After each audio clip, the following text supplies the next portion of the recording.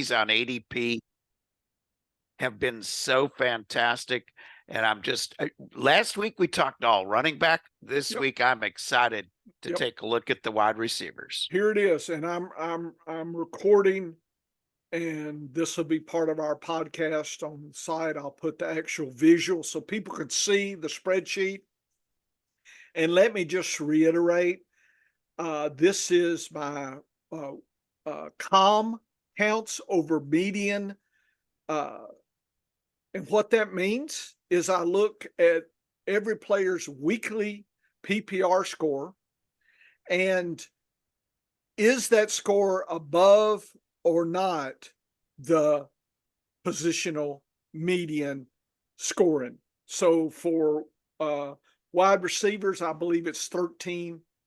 Okay. And you're saying, where'd you get that number? The last 9 or 10 years. So assuming the last 9 or 10 years is kind of like what's going to happen in 2024, I have that assumption that we can probably feel pretty good about that. Then I'm not getting the scoring, Dennis. It's the consistency. I'm counting, right? If somebody is 100%, they will score on my scale 100%, right? 17 weeks. CMC was I think they were almost close to 90%. I think 1 week he was off median. Can you imagine? And this year for wide receivers, you can see CeeDee Lamb, 82%.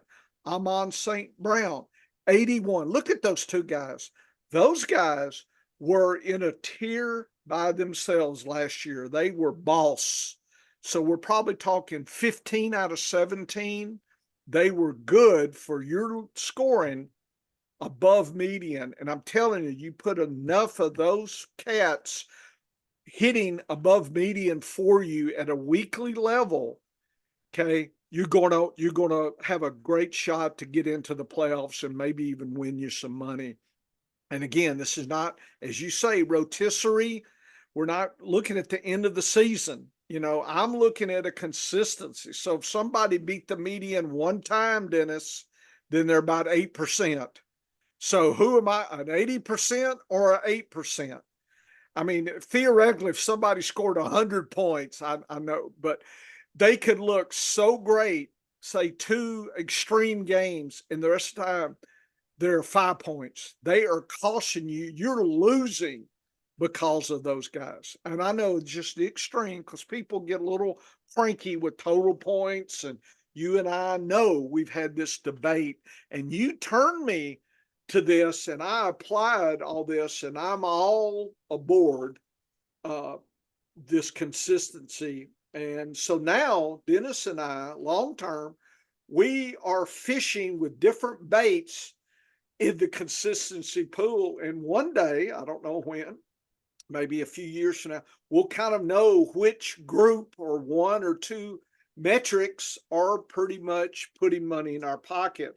So everything we're doing in some ways, his MVP, my com, and I've got some other things, the Bush figure we talked about, and I've got a new thing coming up, opportunity figure, and we'll talk about that in a couple of weeks. So I'm fishing in the consistency pool, Dennis, to put money in your pocket and mine. And we are playing Superflex tournament again this year. Probably about 3 shots. Last 2 years, we've made it to round one and paid our way. And we're going to continue. One day, we're going to get to round two or better and start putting some real money in our pocket. But anyway, so that's where we're at. This is what you're seeing. It's the average ADP, the rank overall, the round that this is occurring, the draft is happening, the player, and then their pattern from 2014 to 23. So there's things you could take for patterns. Anything in green is in the top 30%. In yellow is that next tier. And if it's no color, then it's the bottom tier. So it's kind of above, kind of in the average, you'll still take it, and then below that there's an issue there. So that's how you see this data. So do we want to do by round, Dennis? I've sorted by my 2023 com data. And if you want to go this way, Mike Williams, we can jump. He's going in the 10th round. This is a couple of weeks ago. I don't know if the ADP, maybe 9th round now. Dennis, he was a 67 consistency when he played, and he's going in the 10th round. So he would be my 4th best with this metric, but he's in round 10. Look at who's all around him in the first round. Keenan Allen, 4th round. So there's another player there that's going later than this metric would say they should go. So I'll open it up. What you think about the early picks here? Yeah, early picks. My decision tree is really easy in the first round this year. It's if I can get Amon-Ra St. Brown, Oh yeah, I'm taking him. yeah. Every draft I can get him. Yeah. I'll start taking him after maybe the first 3 or 4 running backs. My trustworthy running backs are gone. And even if I get a 3rd or 4th draft slot, and so far, Professor, in my test best balls, I have had the 10th slot, the 10th slot, the 8th slot, and the 7th slot. So I'm not exactly very lucky on my draft slots, and I don't care. But I just got a Amon-Ra St. Brown in a draft, and I'm tickled to death because he is about the most sure thing you're going to get, and even more so than CeeDee Lamb, and I'll tell you why. Right. These figures were based on his quarterback, Jared Goff, playing 7 games outside last year. Yes. He only has 3 outdoor games this season.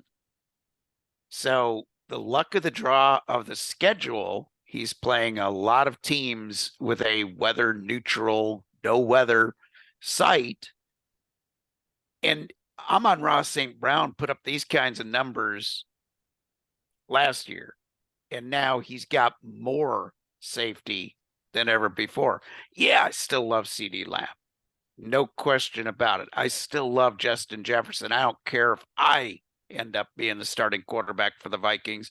Justin Jefferson is another great wide receiver pick.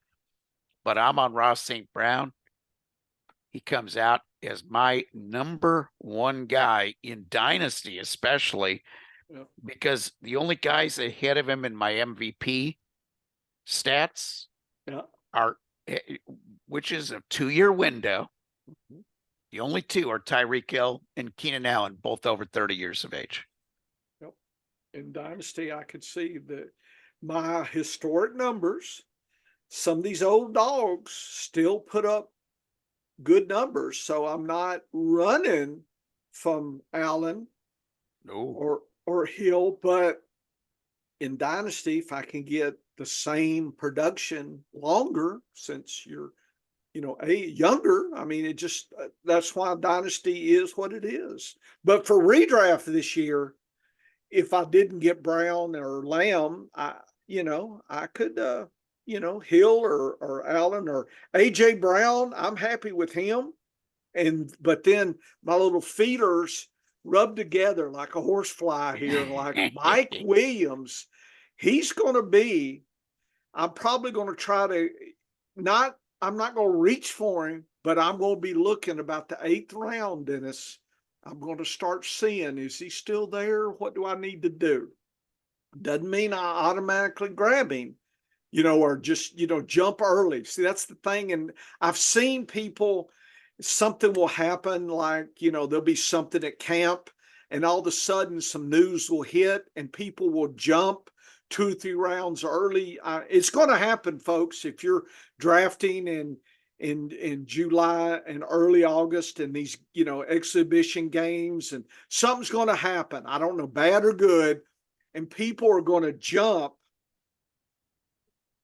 up or down based on something that just happened. And it's just preseason and just word of mouth in the camp with no pads. And people are going to up or down. So it can get a little crazy in some, in some drafts. So I do caution people. But I'm looking at Mike Williams, Dennis. I like Keenan Allen, Christian Kirk. Tank Dell is intriguing. Amari Cooper. So I don't know how many that is, but any of those guys, is there a landmine? I don't think all 4 or 5 of those will necessarily be super successful, but I think they're going to be in the mix. Which one? Who's the dud in that 4 or 5? Is it Mike Williams because he's No, going so no. late? Mike No. Williams in the 10th round, or even in the 9th round, or Yeah. I could even make a case in the 8th round. He Hmm. was my number 12 wide receiver overall Hmm. using my MVP index. Yeah. Number 12. And you can Okay. get him in the you can get him in the 8th, 9th, or 10th round in drafts. That's crazy. Yeah. That's crazy value. He will be on a lot of my best ball teams this year. And I'll take the risk of injury with Mhm. Mike Williams, because when he's on the field, he's going to be on your scorecard, because he's got Aaron Rodgers, for crying out loud. I know Garrett Wilson is playing there, But but Mike Garrett Williams has always had Keenan Allen right there. exactly. It's not like, Exactly. another alpha that to me, when they were both hot, they were both alphas. Oh yeah. Yeah. And here's the thing is, yes, the Jets are going to throw less than what we saw out of the Chargers the last couple of years, Yes. because their defense is better. But they're still going to score some points this year, more so than the Jets did last year. Jets had an awful offense last year. So Garrett Wilson, he made the chart here 47%, playing with incredible duds at wide receiver. He is going to get a rise this year, but I think he's being overdrafted.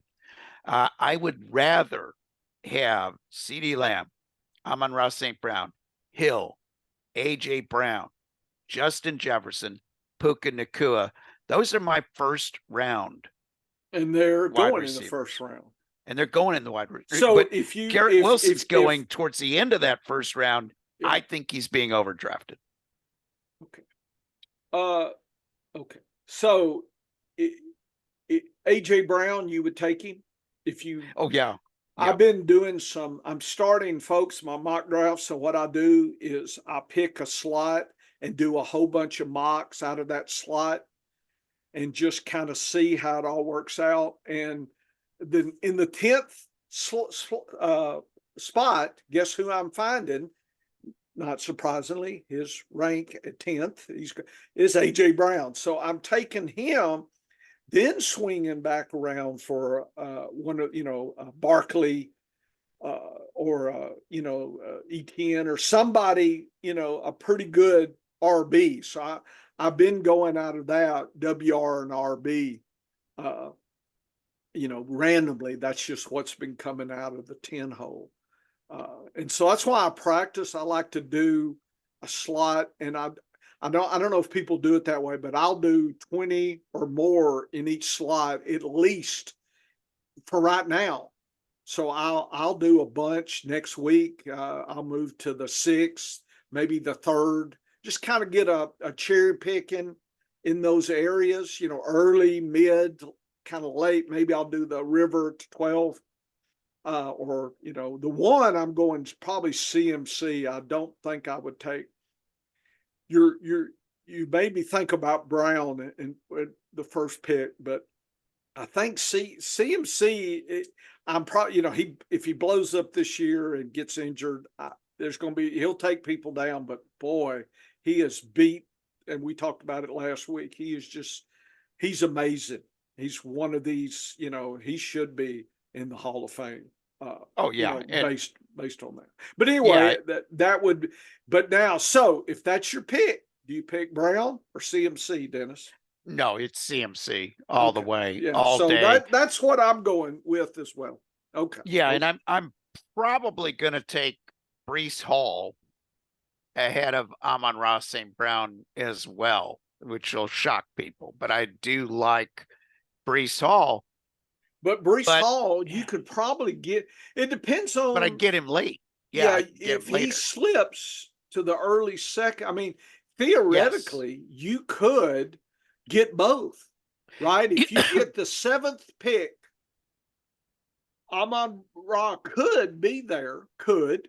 His average is 7, and Brees Hall could still be around. Could. Just And depends. that's the best way to play this is I can have a guy rated ahead of another player, but if the ADP says he's got a chance to fall to me in that next round, Yeah. and remember, you're going late in the first, you're Yeah. early in the second. Second, So that's right. you have a great chance to have that sort of tag team effect with wide receivers. And I'll sometimes, or with the wide receiver first and then a running back, but I will sometimes grab a player who is higher on the ADP chart than he is on my chart. But I will know that I will get that player that I passed on in the next round.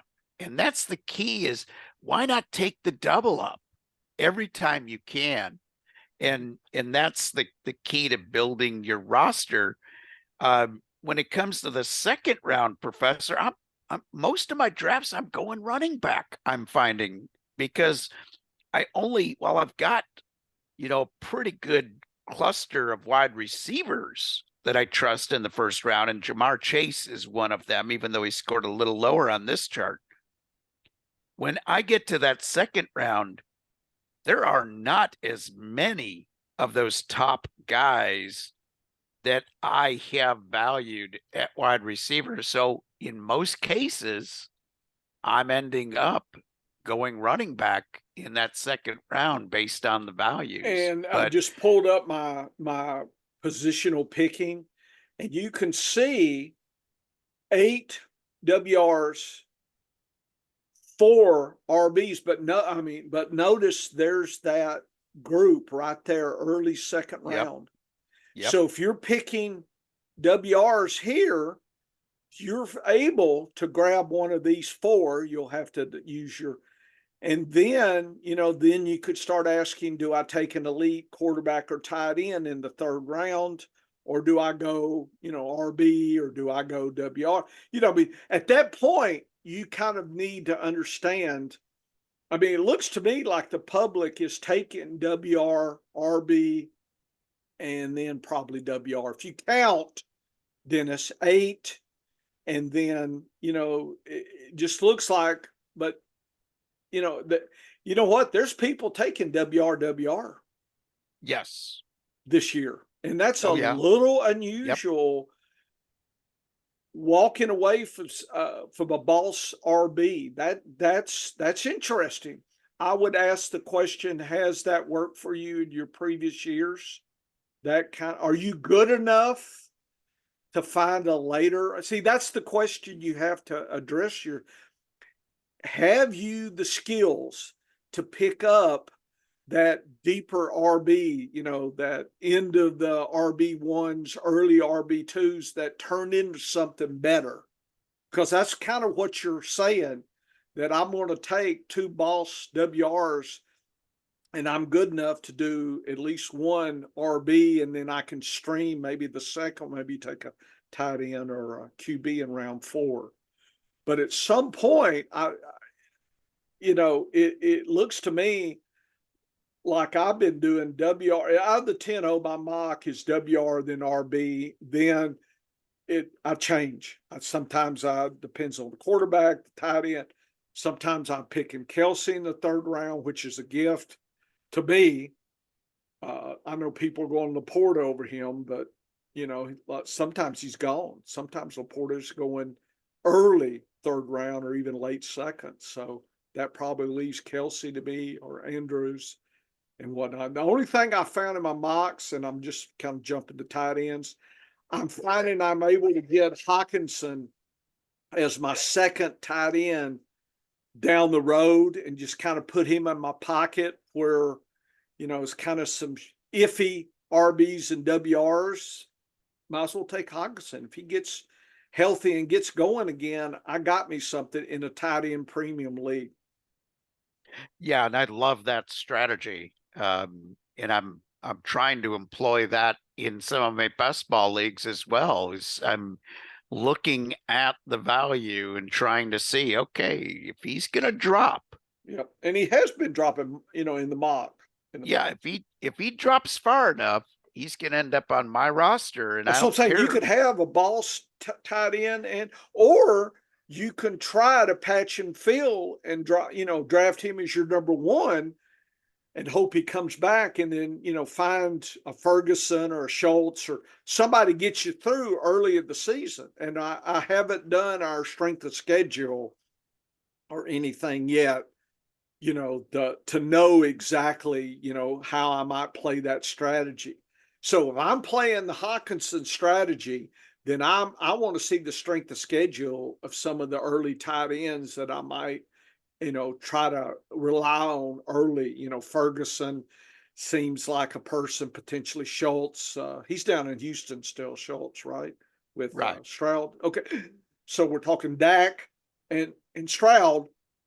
Their tight ends, seems to me you could work them and Hockenson get well for you. You got you something there at that point. Anyway, that's jumping ahead Yeah, to another yeah, and time. But anyway, we'll go deeper in on the tight ends next week, and yeah, that'll show you when we layer this all together, folks, it will teach you the best strategy, because what I simply do is I've got my ADP chart and I highlight all the tight ends and all of the quarterbacks that I would want as my starter on my fantasy football team.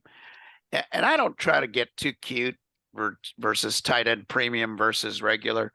But if I know where my guys are, then I can kind of go back and look on a wide receiver basis and a running back basis on where I'm going to have my bargains. And when I look at this chart here, Mike Williams is a guy that I would circle, and I'd say, okay, I know I'm going to get him as my WR4, maybe even my WR5 coming that late in the 10th. you But think the downside is not I've got him. not that strict there if he's your four. I mean, No, if he just gets injured or just doesn't work for him, you haven't lost a lot. It's not like picking Lamb or Brown and they don't work out. That's heavy. That's going to cost you team there. yeah, in speaking of which, in the second round, if you Yeah. look at guys, Chris Olave, I can, to Dennis. me, Do you want to yeah, look at it like let's go that? ahead and look at round to round. Yeah. Okay. Let me find home. Let me find sort. Here's data. Let's see, sort round to round. So round. Large is small. No, small to large. Okay, Yeah, so we're so talking here. yep. So if we look at our second round guys, I like Olave. I think he's safe. He scored a very high mark in any way you want to measure it with Derek Carr, and he's got him back again this year. There's no big changes with New Orleans, so I think you're going to about what you saw last year. You're going to probably see it played back this year. Deebo Samuel is another guy, except for injury. I feel pretty safe about Deebo. Brandon Ayuk, with his sort of maybe wanting to hold out situation, he scares me a little bit.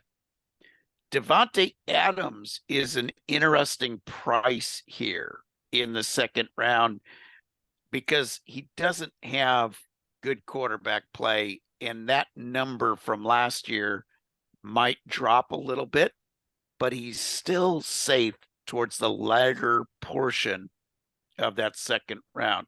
Love Nico Collins. Don't love paying second round for him. Last year we got him a heck of a lot cheaper. Oh yeah. Drake London There's is the trick right there. that's the guy that I do not trust in the second round. Yes, he's got a better quarterback if Kirk Cousins is healthy and plays like we think Kirk Cousins can. But we got a new coach, new offensive coordinator, new quarterback. We have no clue how they're all going to work together. I think he'll be better, but right there, you're drafting him to be pretty much the 10th best. 10th, 12th best is where you're going to have to get him in order for him to pay off. I'm not sure he does. I almost think Marvin Harrison Jr., the rookie, I feel better about him with Arizona with a team that's going to have to pass quite a bit. Now, with rookies, I mean, Lamb was a 38, Hill 31, Brown 38, Jefferson 63, Puka 59. So it's not a slam dunk that Harrison is in the top rank. It looks to me closer to 40-ish, 45. So in other words, it looks about what the others around him, except for if you throw London out. It looks like Harrison could fit with what's going on. The third round is interesting to me because it looks like Pittman and Diggs and Mike Evans are a little higher scoring than Collins, certainly Drake, and Adams. You might go for Pittman, Diggs, or Evans. You could pick somebody else like your RB in your second round, and then third round come back and get a Diggs or an Evans or a Pittman. What you think about that? Yeah, I absolutely love Pittman, Evans, and I like Jalen Waddle in this position Okay. in the third round as well. Those are my third round target guys. Diggs worries me a little bit because he's in a situation now where there are three very good wide receivers. He's never had that. He's never had that in his entire career. So I would be a little leery, but I still think he's going to be scoring high enough here that if you get him middle of the third, you're still getting a nice 53, bargain. that would say 8 games, he'll get you above median. That's another way, folks, to think about this. If you want to envision, like, Drake London's going higher, but Diggs could get you 8. Drake London got you 30% of whatever, 5, 4, 5. I know which one I'd want. So if Diggs drops to 6 and Drake London hits the same, you still win. And you didn't have to pay as much for Diggs than you do for Drake London. That's another way to shuffle the math a little bit on some of these. Yeah, What about absolutely. Yeah. What about Keenan Allen? He's sitting there at 60. Look, Allen, Dell, Devonta Smith, and are right there in the 60s and 50s. Those guys look interesting in the fourth round. What am I missing here? Is Allen just too old? No, I don't think so. I think in the fourth round, I'm taking a chance on him. I'm taking a chance on Tank Dell. I'm taking a chance on Devonta Smith. Those are my three guys that I would target in the fourth round. DK Metcalf is interesting. I wouldn't mind having him on my team.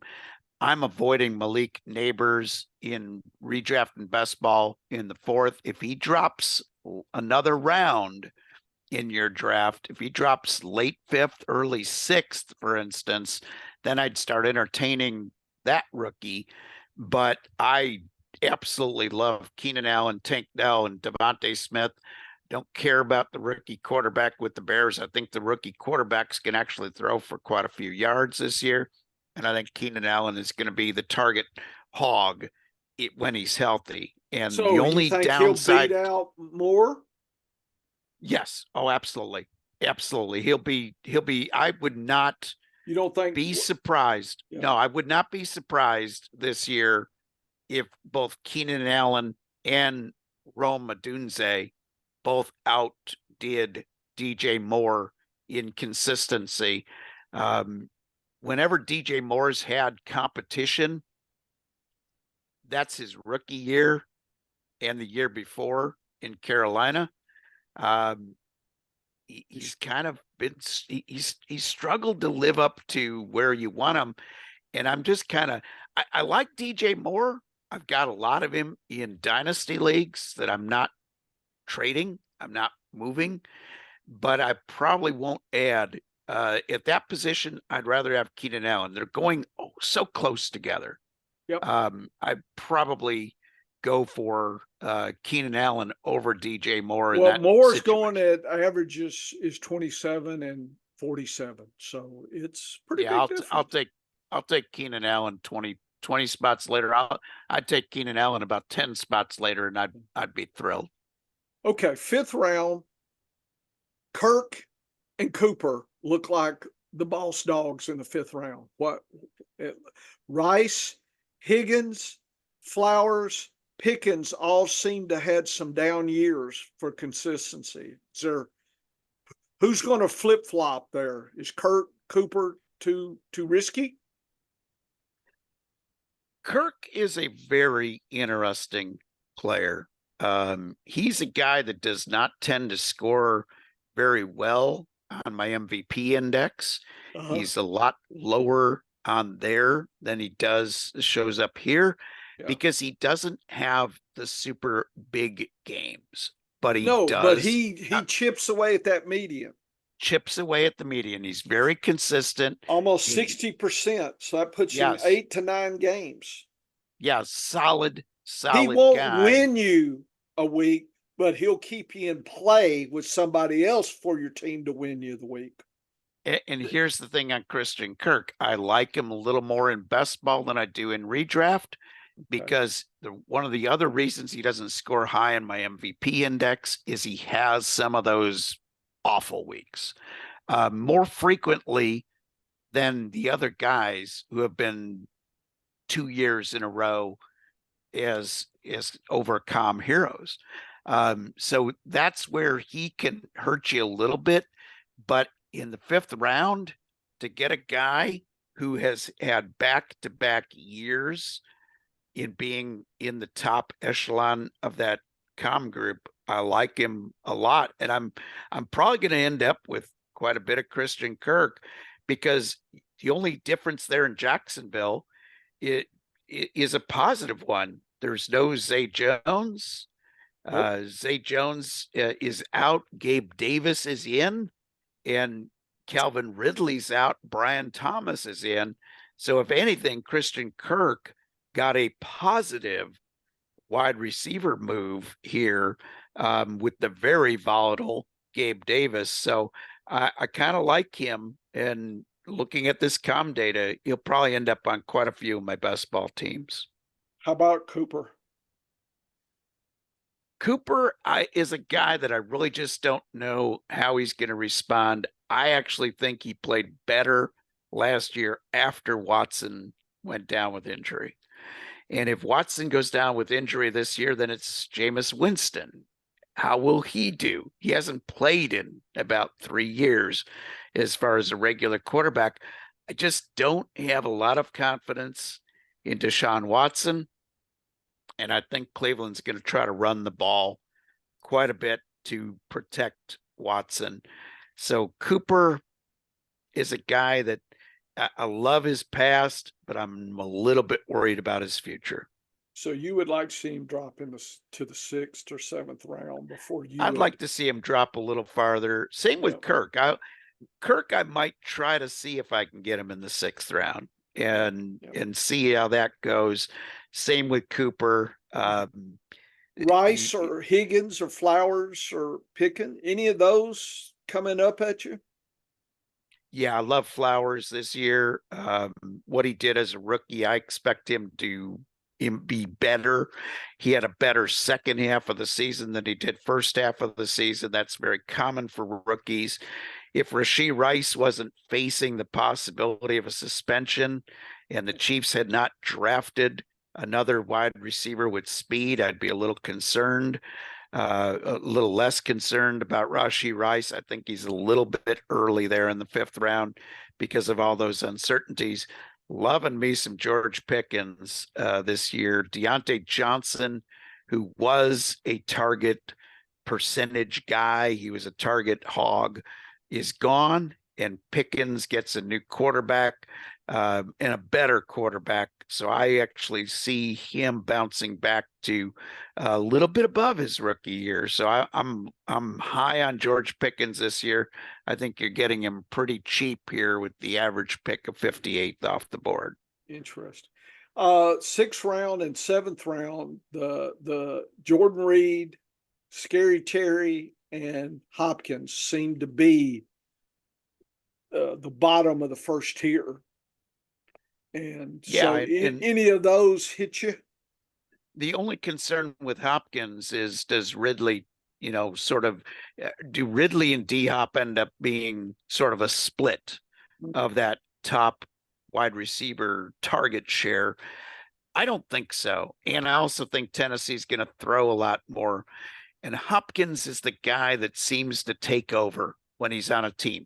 Calvin Ridley couldn't take over against Christian Kirk and Zay Jones last year. No, we couldn't. So I look at D-Hop as being one of the value picks.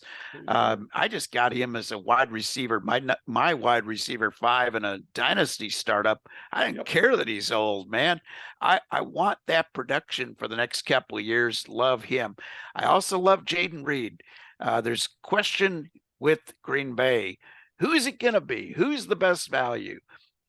You're getting a guy in Jaden Reed who's got top 15 talent, and you're getting him in the 6th round. That's a steal. Love McLaurin with the new quarterback. I think he is underpriced as well. Rome Odunze, the rookie, I'll probably have other options I'm going to, and one of those other options will be Deontay Johnson going in the 7th. He is a bargain. So you love Johnson then. What about Thielen? Thielen's going way late, and he really, with didn't have a lot of competition, but Thielen was a consistency magnet last year. Yeah, and I think what you saw out of Thielen is what you're going to see from Deontay Johnson. So you think Thielen, that was his ceiling? That was his ceiling, because every time that Thielen has had another alpha wide receiver to go against, his numbers have dropped. So when you see his numbers, round 13 looks to me, he's a bargain that late. It looks to me you could probably pick both those cats up if you end up getting Johnson. Seems like you might get Thielen if there's an injury or something. I mean, it just looks like that's some. You might be able to make a little stack there in best ball as well. Yeah, and I'm not so sure that I wouldn't like that that move. I think it's a pretty good move to go with both, because both guys do have that potential to have those good games. Now Thielen is a year older than he was last year, so that's a little bit of a concern for me. And also, if I look at Carolina as a team, they also have the failed rookie from last year, Jonathan Mingo, who could be better this year. And they also went with a guy that's very intriguing as a rookie, Xavier Leggett. That guy is sort of like the big body guy that they don't have on that team, and I think he could be attractive as well. I wouldn't mind having 2 of the Carolina wide receivers, though, in best ball. Either Deontay Johnson would be my main guy, and then my second or third guys would either be Thielen or Leggett. And I might even take a shot at Mingo late and see if he all of a sudden wakes up and learns how to play football in his 2nd year. Portland Sutton woke up last year in the 9th round. What is anybody in the 8th and 9th round? That's the only one that kind of jumps out. Like we need to figure that out. The rest of them look kind of eh. Well, they do look kind of apt, but I'll take my shot at Xavier Worthy, the rookie here. I'll Not also take because you're a Kansas City guy, not right? because I'm a Kansas City guy, Okay, okay. because I think he could have some big playability. I'm especially going to like the Kansas City Chief wide receivers again in best ball more In than best ball. redraft. Okay. And the other guy that in this area that I think could be better this year is Jackson Smith Najigba. He Well, really he didn't started do out much. low. Yeah. Big coaching change though for Seattle. So I think and I kind of like Brian Thomas, although 8th round is a little early for me. Yeah. So Courtland Sutton, you're off him at 9th round. Cortland Sutton is an intriguing player that I would watch very closely. I think there's a chance he could still be traded before the season starts. I think there's a possibility that Denver cleans house a little bit more there. But if he's on that roster, I kind of like Cortland Sutton. Well, we're talking ninth He's pretty round then. cheap, Yeah, pretty cheap in the 9th. yeah, we're getting really interesting. Okay, 10th and 11th. Looks like Mike Williams is the star here.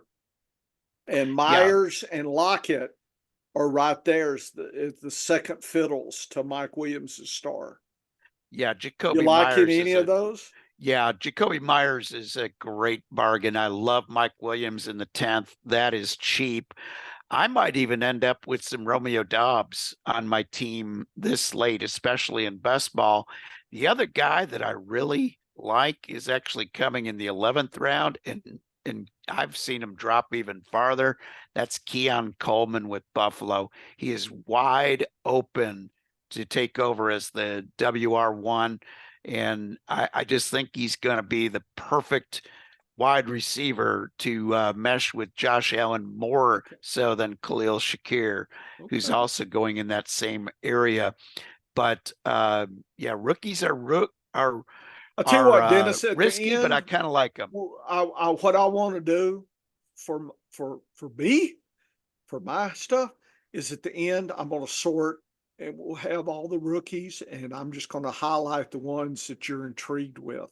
So we'll come back to the rookies because I think we did that for the running backs for folks too. Good point. Yeah, 12th and 13th. Thielen is Brandon Cooks last year didn't do too bad. Palmer maybe is the third, you know, got some rookies in here as well. So it's a little mixed bag in this area. Yeah, love me some Joshua Palmer. I think he's going to be the guy that steps up.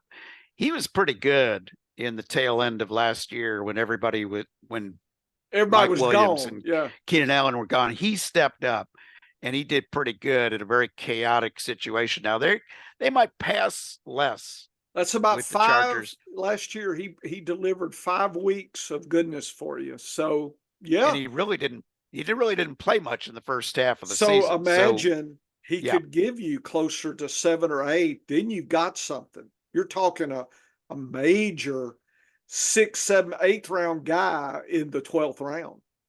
yeah, I think he is the guy in this setting here Mhm. of the non-rookies that I'm really intrigued about. I do like Brandon Cooks because I think Dallas might even have to throw more often than they did last year. I think their Brandon defense might not be was, as good. yeah, Brandon had some, 44%. So he was about 6, 7, probably 6 games. So if they throw more, he might.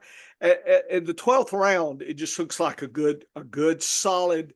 If you don't want to gamble on some of these rookies, as a New Orleans guy, I'm a little intrigued with Shaheed, but just don't know what's going to happen down there. Olave is the clear dog number one. That is a New Orleans fan, that he intrigues me. 27, so that he could get 4 good games. Any of these rookies, just real quick, and we'll come back. Leggett, you did Xavier Leggett. I see us Yeah, down here. Leggett's a guy that I like a lot among the Mhm. rookies. Everybody else in here is a pure speculation. I also do like Rashid Shaheed, though. He takes the top off of that offense for the Saints. And, I think he's got that potential to be a guy because this late, if you can get 5 or 6 good games out of somebody this late, you're in really good shape. Okay, let's just go down to the 19th here. It's pretty lean. Marquise Brown is the only one in the 16th round that stands out to me as any kind of scrap other than the rookies, which you're more the guy than I am on that. What do you think about Brown in Kansas Yeah, City? love Marquise Brown It's with the 16th Chiefs. at the six. I Yeah, mean, it I'll just take seems him. like money in your pocket. That's a free spot if he drops to the 16th.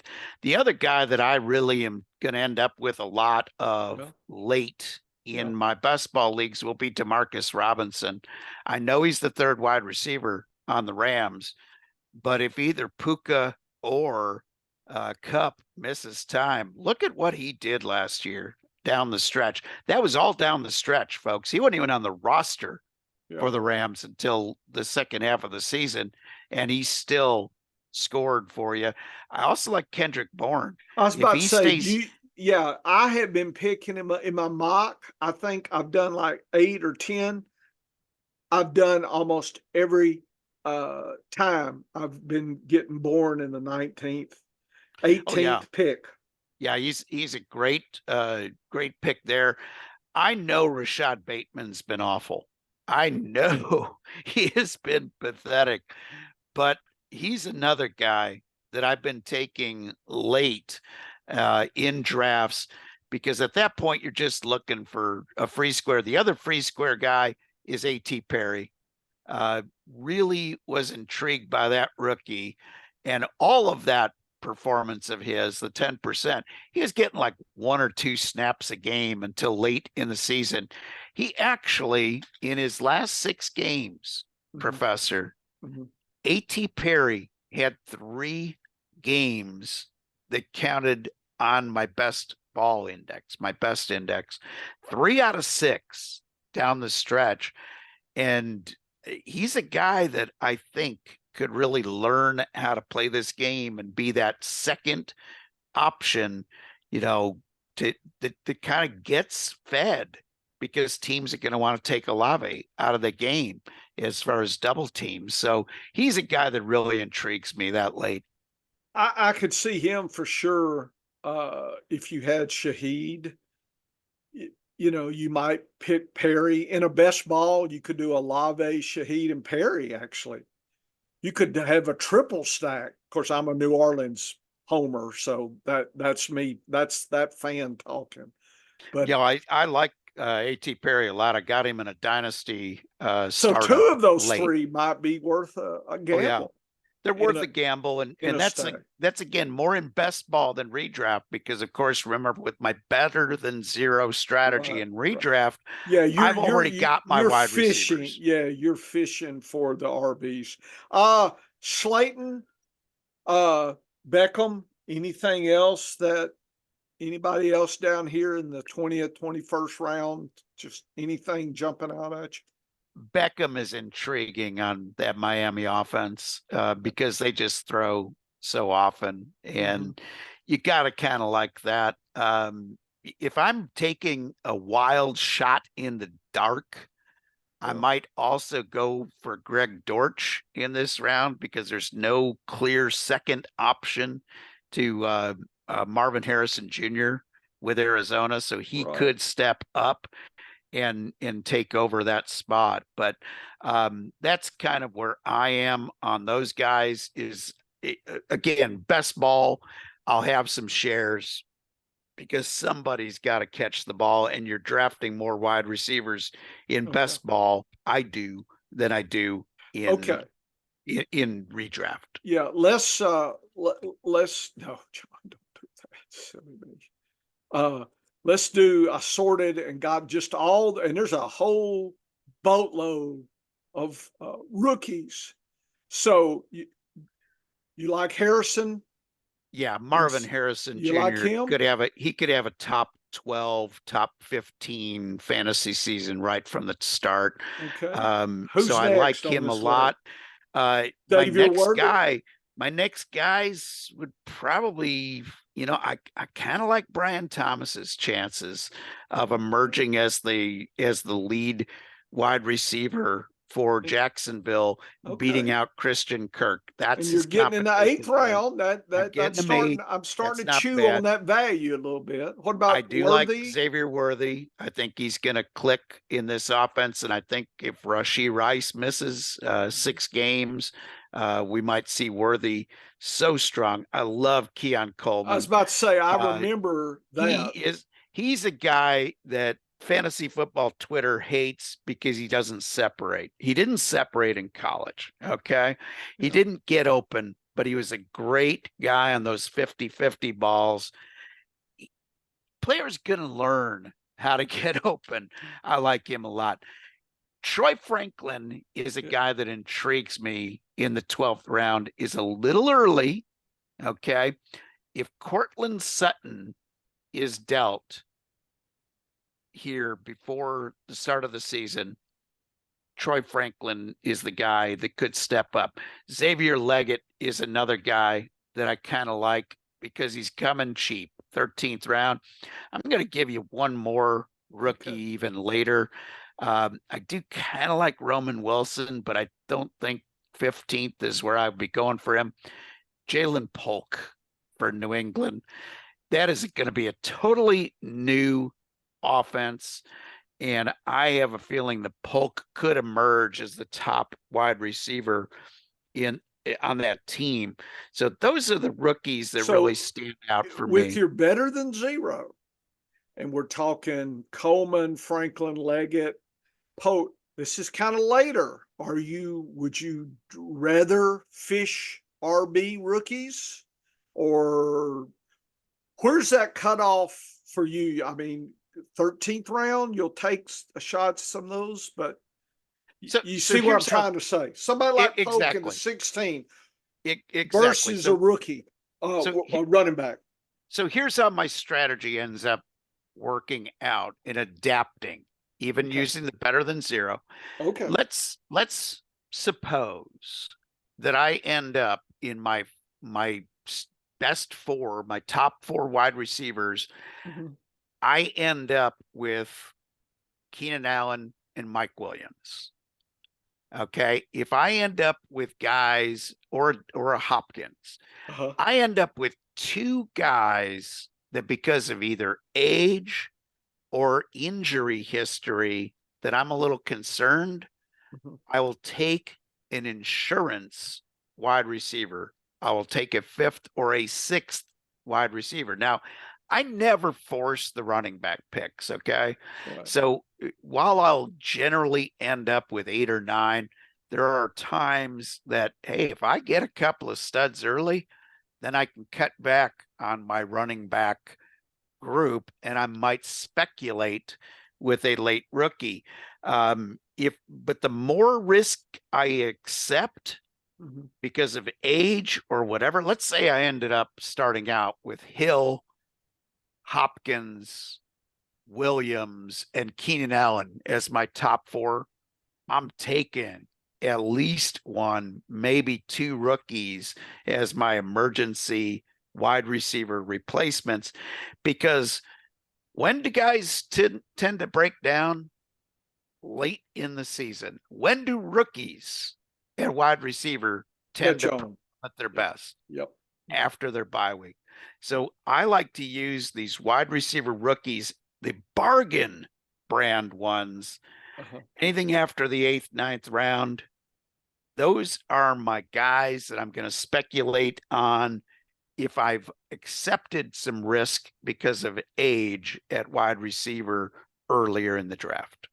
Are we missing a Puka in the 17th round? Anything we're missing in here that Okay, so everybody's completely ignoring that we should? Yeah, Polk is the guy that could be the Puka this Polk. year. Okay. Polk is the Okay. Puka. That's Polk is all. the And Puka. we've already anointed him, but I highlighted And his name. Okay. Xavier Leggett is the other guy, but he's a little earlier, and Keon Coleman.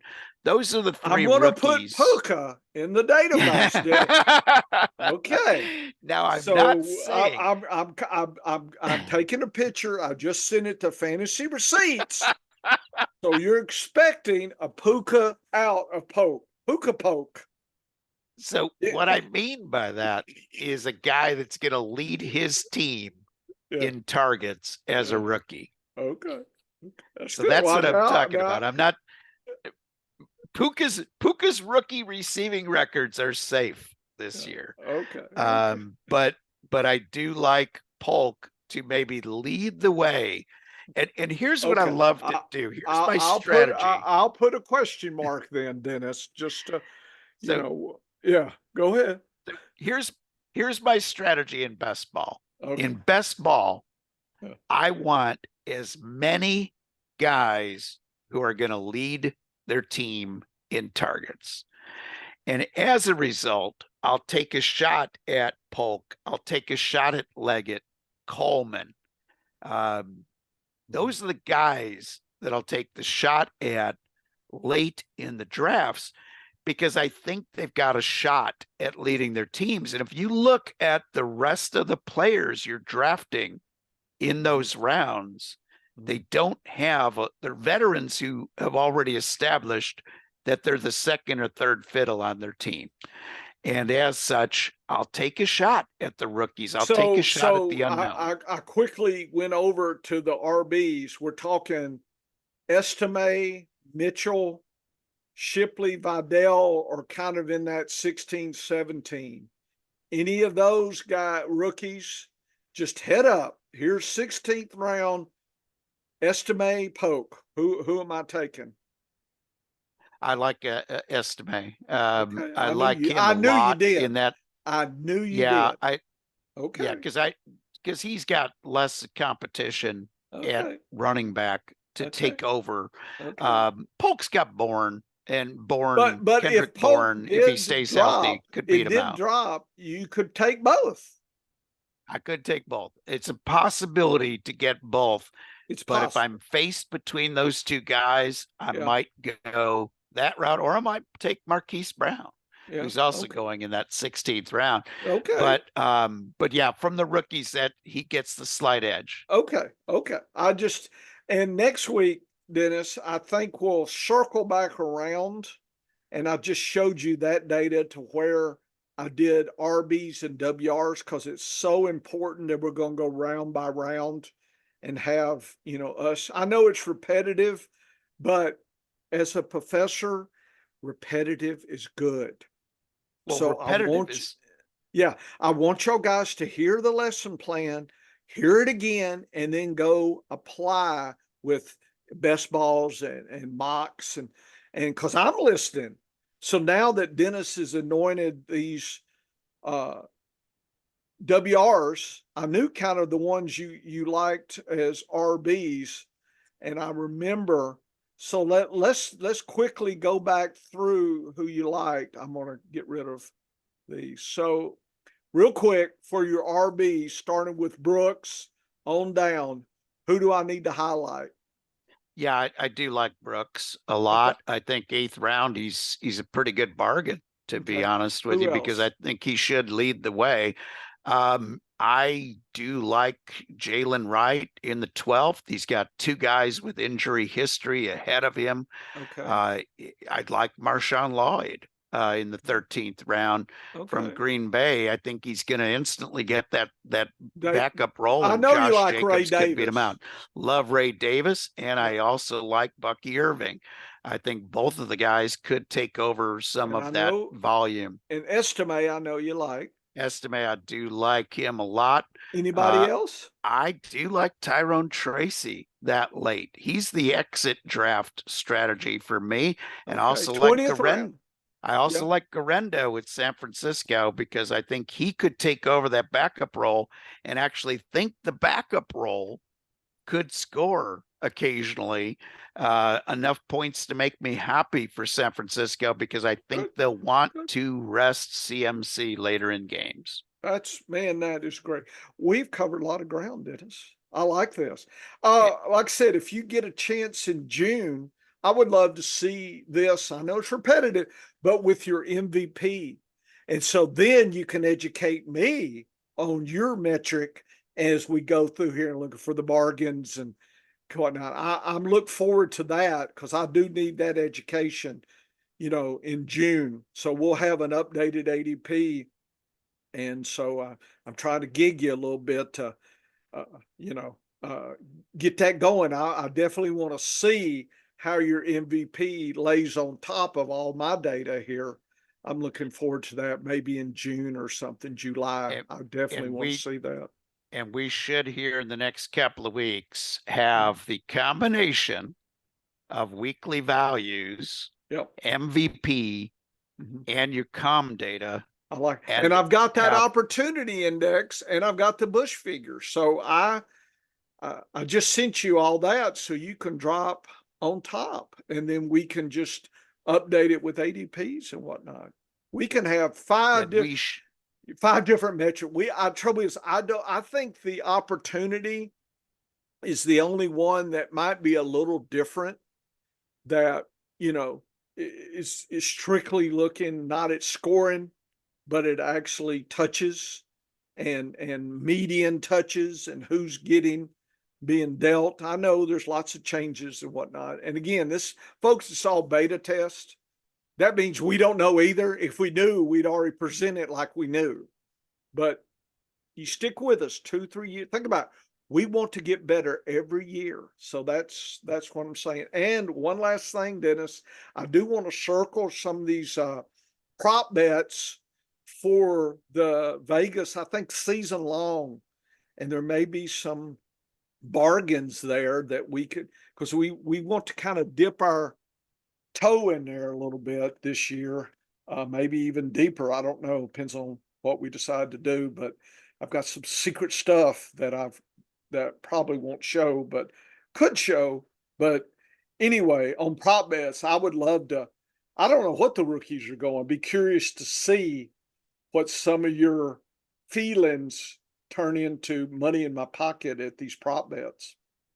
Yeah, and I am working on my opportunity index. We should have that out in a few weeks. That Good, looks at the rookies only and good. gives us an idea of what is Be nice available. to look at the prop bets too on that, to Yeah, see yeah. what see. And like I said, one metric I sent to you was uh, odds to become rookie of the year, and we were, looking.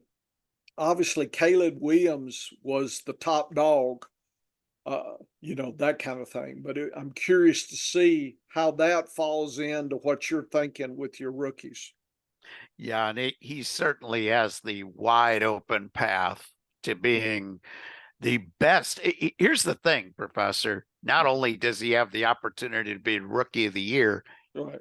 he could lead. He could be the single season leader in passing yards for the Bears, and that wouldn't even be much of a push. They've never had a 4,000-yard quarterback in the history of the franchise. I think they're getting the first one this year. But all of that will be coming up at the scienceoffantasyfootball.com. So head on over there. Professor's got some great information, folks, some great lesson plans as well. And his study of ADP and his study of the com data is some of the best stuff that you will see anywhere in the business. I will have some more articles popping up here over the next week or two as well. And then come on back here next week for another edition of the Science of Fantasy Football. Get to work, folks.